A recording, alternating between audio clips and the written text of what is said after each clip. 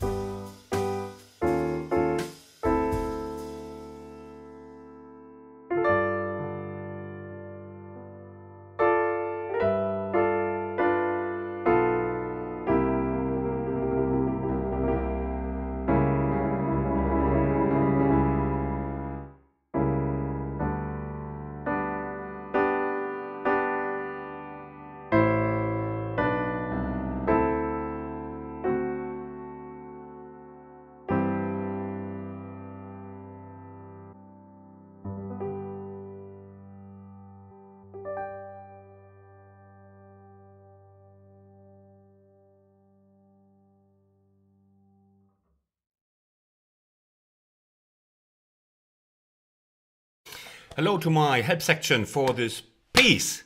Many others know this already, they're quite bored by the sentence, but we also have newbies. I will explain some harder bits. You will get a really slow motion afterwards to learn at your own speed. And what are the harder bits here? We have a lot to do, so we have to economize. First, also for the newbies, we have a lot of these slides where we have two fingers just gliding, or one finger gliding down from one note to the other. It comes from the blues playing. And we have the two finger slides. This is the one finger slide, two finger slides like this. And it's nice to practice that. You don't have to play them, but if you want the sound, it's worthwhile just doing this for a couple of years before you start with this piece. And then we have this. This is a bit faster to run, so I'll show mercy.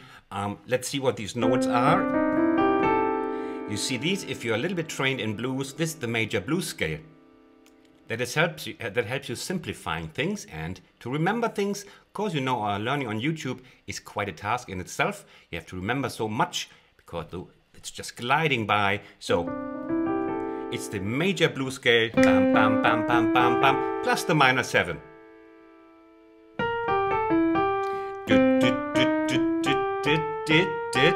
And then we just go back. Okay, we move on. I explain the next chord coming after that. Is the that might be a kind of an enigma for most of you who just play C major chords. This is the C diminished. It's easy to remember by this one. It's 3 minor thirds. This chord is coming a lot here. Basically every chorus.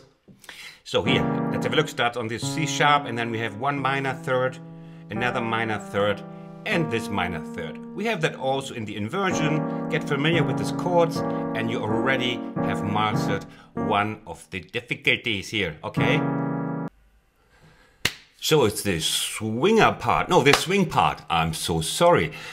We have a simple left hand. It's not easy because it's for beginners. But it fits, and it gives you opportunity to do something more in the right hand without you going totally nuts. When I do all these slides here, you don't have to do all of them, just do some maybe, and then I will focus on on some corners here. For example, make your life a little bit easier when we look at the first run up that is coming just like that. A couple of times. So let's have a look at that. It's in the second line, and we have this A7 here.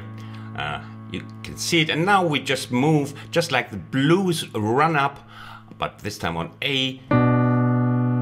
The inner these voices here just move up chromatically. So that's a trick to know. It's just chromatic, and with that, every time the A hits here.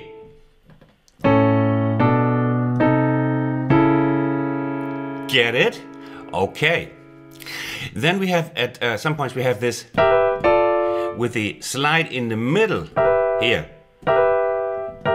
That's a bit trickier. You can also skip that one, yeah?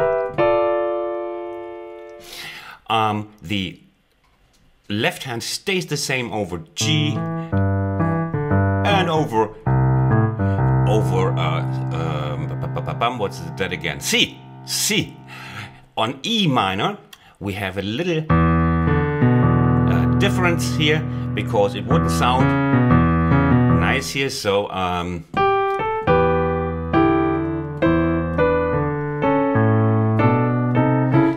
you just do the same figure, but use the 7 of E minor 7 here,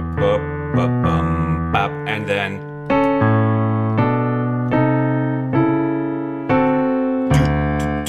Count here with a little break. Okay.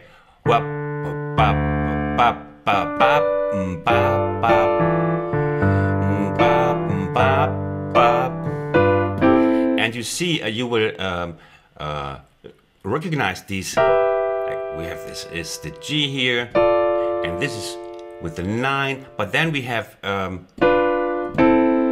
remember the first bit? We have the G7 here, and the transition chords are always the same. It's like the A minor in inversion,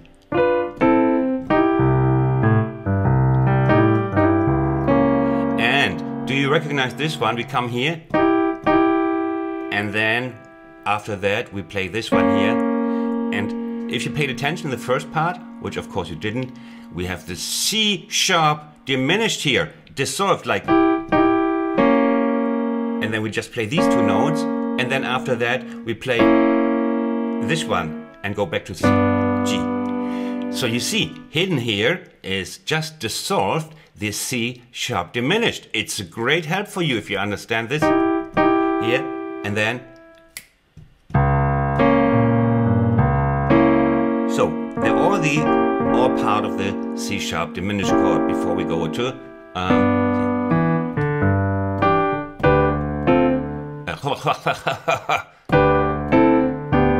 and here we have the same transition chords also. We have the G with the D in the bass, and then the A minor, I think just like in the intro, the G again, and the hidden D7 again. Hidden, why? Because there's the D is missing here, but you can now see the D7 inversion, right? So we have G, A minor, G, D7, G, A minor, G, D7. Okay. Then we have, when we go to the B part,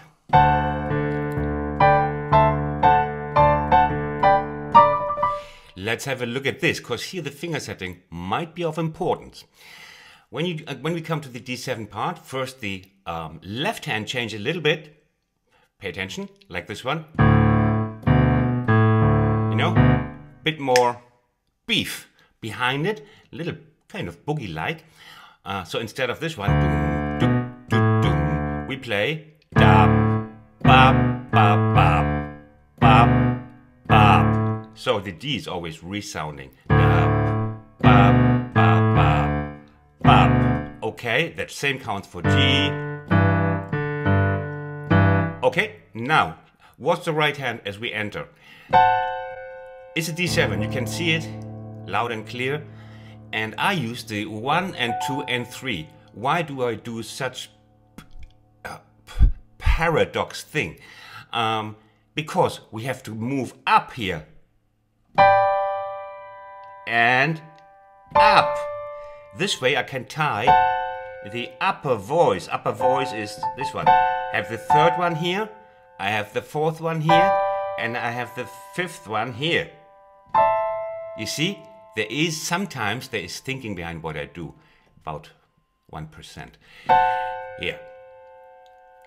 And this way you also don't lose control of the keys. This way you always have to raise again, and you can do something wrong, and this way you have a kind of thing to hold on. It's called keyboard. Here, you hold on. Okay? And then we have again this and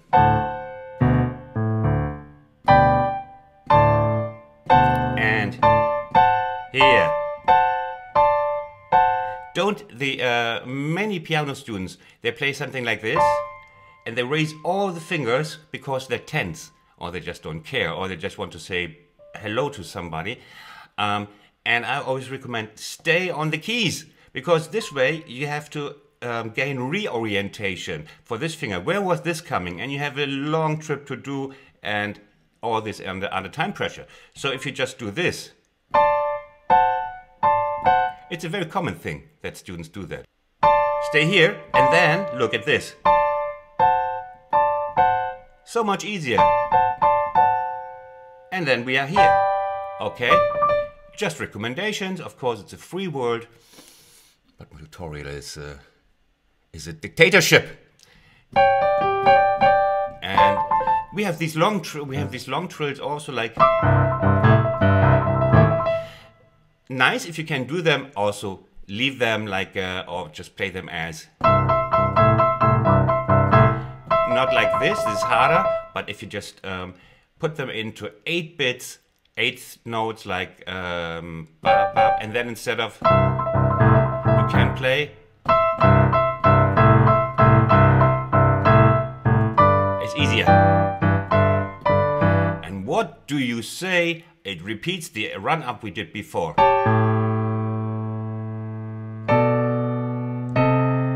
And a slight variation in the beginning, but it's the same thing. The inner voice is just moving half tone steps, okay? And okay, I'll show you this one too. It's from the D7, and the left one goes here, and the right hand just stays chromatically here.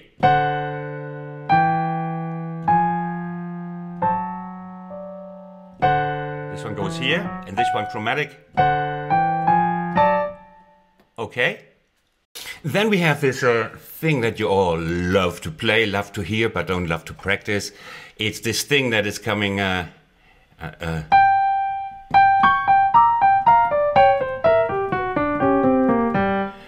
And I will help you with this one, of course. So we start here, and you will see it's nicely playable if you just get the mechanism behind it. So we start here, and now watch my hand. Now we play this. Okay, it starts here. And now watch. We start here with the B flat and the E. Now watch my second and fifth finger. We will use them a lot here. And these move here. You see, we just use the first and the second and the fifth finger always in the same pattern. Going to different notes, to these ones here. 2-5 going to these notes. We started here. Remember? Same notes. And here we are at the same C sharp and G again. And here we are again at the B flat and A. We had it here. Where am I? I'm lost. Christian, wake up. Where am I? B flat. There. Ah, yeah. And then we go the same to the F and B flat. And again to this one we had here and here. Okay? And now safe landing in Berlin.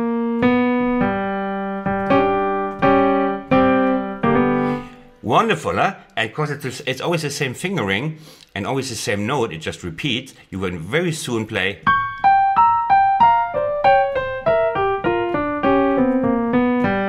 Okay?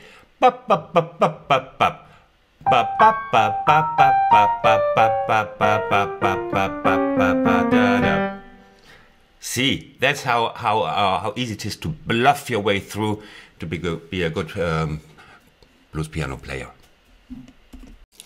In this one little irregular chord part, so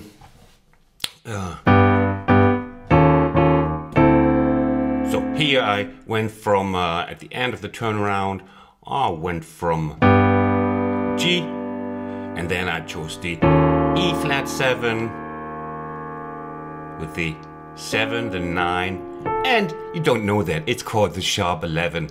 You don't know that. That's for mommy and daddy only.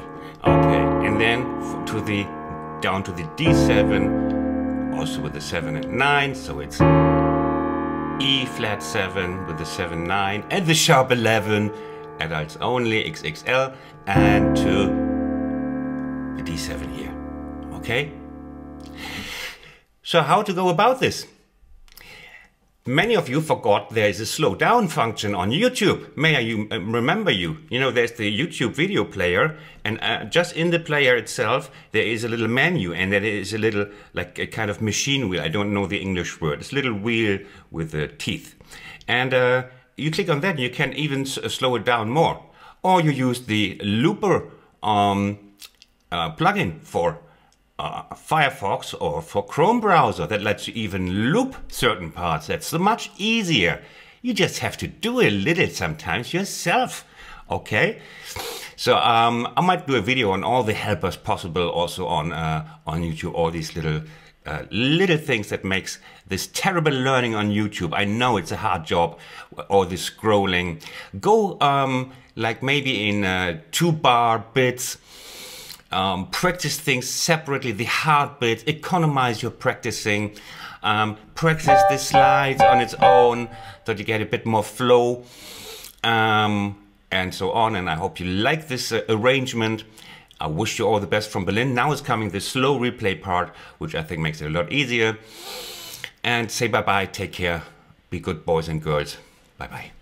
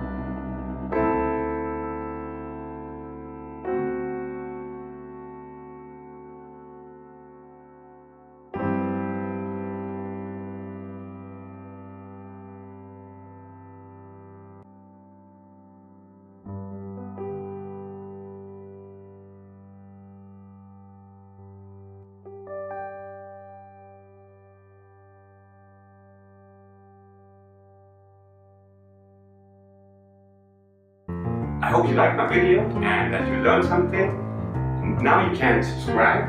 Just press this subscribe button or click on another of my videos on this side. Thanks for watching. See you next time. Bye bye.